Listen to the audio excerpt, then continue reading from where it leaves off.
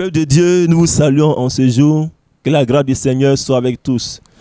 Nous disons merci au Seigneur qui favorise de telles rencontres afin de nous entretenir, de nous faire du bien. Nous allons passer à l'écoute de la parole du Seigneur. Mais je vous ai déjà dit que nous vivons dans un monde difficile. Un monde qui traverse des situations vraiment, je dirais, chaotiques. Nous avons vu la maladie sans oublier les guerres. La situation difficile de l'emploi et bien d'autres choses. Et plusieurs se posent la question suivante. En qui se confier? Vers qui partir?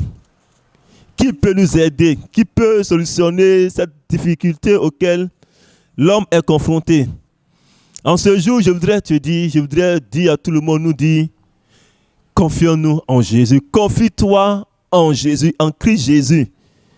Jésus-Christ mort et ressuscité. Voyons ensemble l'histoire d'une personne qui a su se confier en Christ Jésus. Dans Marc chapitre 1, à partir du verset 40. Un lépreux vint à Jésus et se jetant à genoux, il lui dit d'un ton suppliant, « Si tu le veux, tu peux me rendre pur. » Jésus, ému de compassion, étendit la main, le toucha et dit, « Je le veux, sois pur. » Aussitôt, la lèpre le quitta et il fut purifié. Oui, cet homme était un lépreux. Voyons un peu la condition du lépreux, sa situation. La lèpre est une maladie qui ressemble à la dâtre. Et la victime doit être confinée pendant 7 jours pour voir si ce n'est pas la dâtre. Ou même 14 jours. Le sacrificateur, après ces jours, devrait l'examiner pour voir si c'était la lèpre. Vous voyez que ce n'est pas facile pour cet homme-là, qui est mis en quarantaine, qui est confiné, qui est mis dans une situation difficile. C'est ton cas peut-être. Tu es isolé par plusieurs personnes parce que tu es malade. Tu es isolé parce que n'ayant pas les moyens financiers. Tu es isolé parce que recevant des accusations.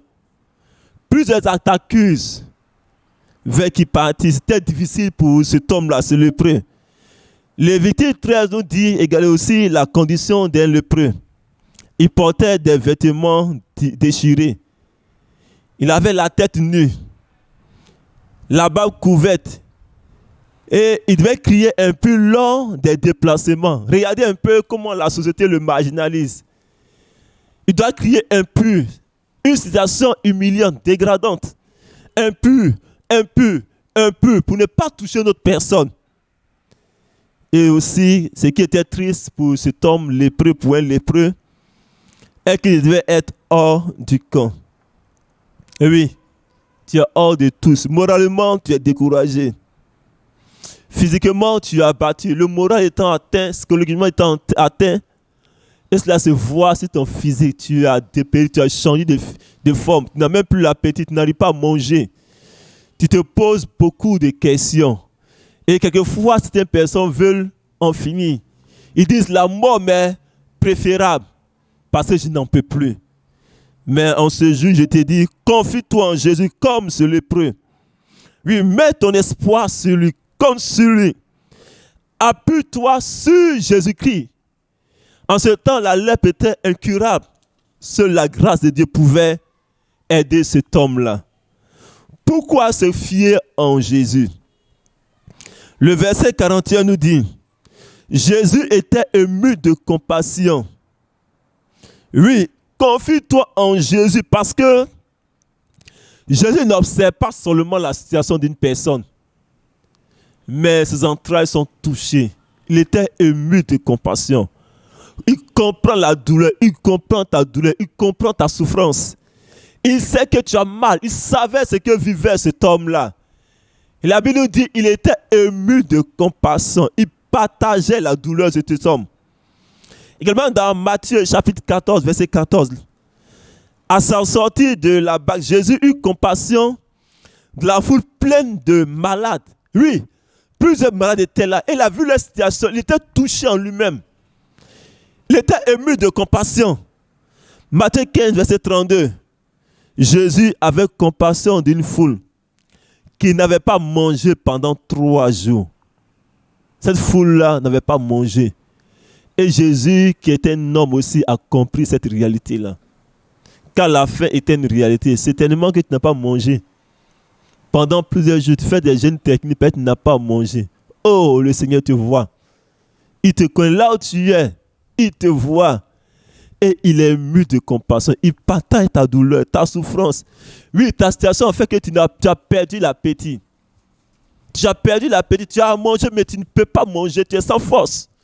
Jésus-Christ a compassion de toi. Il a pitié de toi. N'est-ce pas lui qui a pleuré à la mort de Lazare? Dans Jean 11, 35, Jésus a pleuré. Vu cette détresse, il a pleuré. Peut-être même ta situation le fait pleurer. Toi aussi, Jésus te connaît. Mais Jésus ne reste pas seulement aux paroles. Il a dit dans ce verset que nous avons lu, Jésus, ému de compassion, étendit la main, le toucha et dit, je le veux, sois pur. Aussitôt la lèpre le quitta, verset 42, et il fut purifié. Jésus-Christ joint l'acte à la parole. Il joint l'action au sentiment. Il ne reste pas seulement comme un observateur, mais il intervient. Comme ce lépreux, Jésus-Christ veut le faire pour toi. Il veut le faire pour toi. Il ne veut pas seulement te regarder, mais il veut t'aider. Il veut te secourir. Il veut te relever. Il veut te guérir. Il est capable de te donner un emploi. Il est capable de le faire. Il a purifié ces lépreux. Ces personnes qui avaient faim, Jésus-Christ a multiplié du pain pour ces personnes-là. Il peut le faire pour toi aussi. Et il veut le faire. Comment se fier en Jésus-Christ? Comment placer sa confiance en Jésus? Oui, te pose la question, comment le faire? Il est dit, verset 40, un lépreux vint à lui et se jetant à genoux. Il lui dit, d'un ton suppliant, si tu le veux, tu peux me rendre pur. Le lépreux n'est pas resté loin, il est venu à Jésus. Toi aussi, viens à Jésus, viens vers lui. Oh, il est là, il te tend sa main, viens à lui. Comme ce lépreux l'a fait. Certainement, il y avait plusieurs lépreux dans cette ville, dans cette situation. Mais la Bible parle de cet homme-là. Parce qu'il a décidé de se lever un jour. Il a décidé de dire trop, c'est trop. Et il est venu vers Jésus. Oui, toi aussi, viens à lui. Donne-lui ta vie. Décide de donner ta vie à Jésus-Christ. Venir à Jésus, c'est accepter ce qu'il a fait pour l'homme, pour l'humanité. Accepter son œuvre. Jésus-Christ est mort pour toi. Jésus-Christ est mort pour les hommes. Il est mort pour nous. Viens à lui. Donne-lui ta vie. Oui, c'est une décision que tu dois prendre. Tu dois décider toi-même de venir à lui. Jésus a déjà fait. Mais c'est toi, il attend. Car la Bible dit dans Ésaïe 53, verset 5, Jésus est blessé pour nos péchés, brisé pour nos iniquités. Le châtiment qui nous donne la paix est tombé sur lui. Et c'est par ses meurtrissures que nous sommes guéris. Viens à lui, car pour tes péchés, il est mort. Il a été blessé pour nos péchés. Chaque coup que Jésus recevait, c'était pour toi, c'était pour moi. Chaque humiliation qu'il recevait, c'était pour toi, c'était pour moi. Chaque injure qu'il recevait, c'était pour toi et c'était pour moi. Ils ont craché sur lui. Oui, c'est pour toi qu'ils ont craché sur Jésus. Pour tes péchés. Il a accepté de payer ce prix-là. Viens à lui, donne-lui ton cœur, donne-lui ta vie. Viens à lui. C'est le premier pas que tu dois faire. Décider de venir à Jésus. Comment se fier en Jésus? Après l'avoir accepté, après ce mouvement, ce acte qui t'a poussé à venir à lui, il est dit comme ce lépreux, d'un ton suppliant, si tu le veux, tu peux me rendre pur. Oh, ce lépreux a compris ce qu'il fallait faire. Si tu le veux, tu peux. Ce lépreux savait que Jésus pouvait le faire. Tu peux me rendre pur. Est-ce que tu penses qu'il peut le faire? Oui, moi je te dis qu'il peut le faire. Il faut croire. Ce lépreux a cru. Il faut la foi, croire. Si tu le veux, tu le veux. Il sait que c'est une question de décision simplement. Parce que Jésus a la capacité de le faire.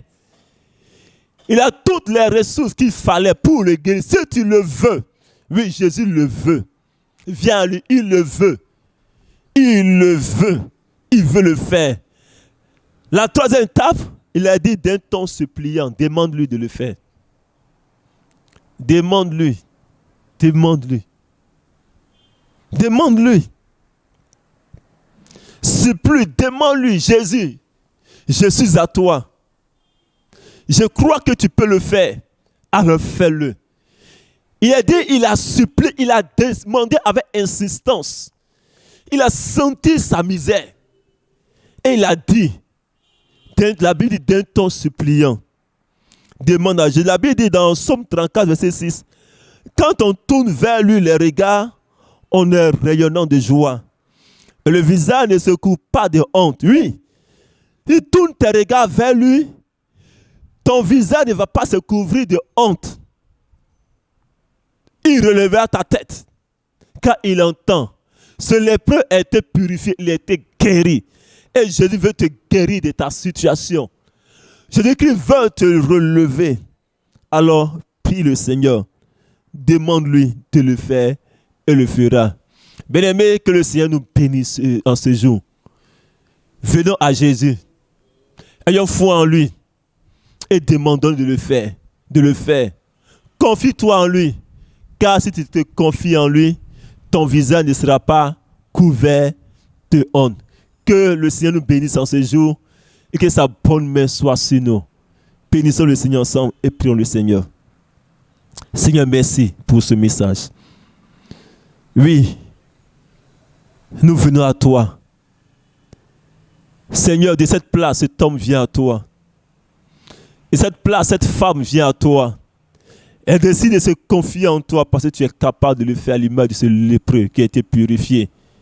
Je te bénis parce que je sais que tu le fais. Que toute la gloire te revienne.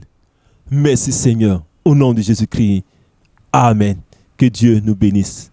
Et que sa grâce soit sur chacun de nous. Merci Seigneur. Amen.